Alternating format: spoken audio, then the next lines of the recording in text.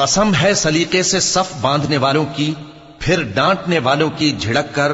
پھر ذکر یعنی قرآن پڑھنے والوں کی غور کر کے کہ تمہارا معبود ایک ہی ہے جو آسمانوں اور زمین اور جو چیزیں ان میں ہیں سب کا مالک ہے، اور سورج کے طلوع ہونے کے مقامات کا بھی مالک ہے۔ بے شک ہم ہی نے آسمان دنیا کو ستاروں کی زینت سے سجایا اور ہر شیطان سرکش سے اس کی حفاظت کی کہ اوپر کی مجلس کی طرف کان نہ لگا سکیں، اور ہر طرف سے ان پر انگارے پھینکے جاتے ہیں یعنی وہاں سے نکال دینے کو، اور ان کے لیے ہمیشہ کا عذاب ہے۔ ہاں،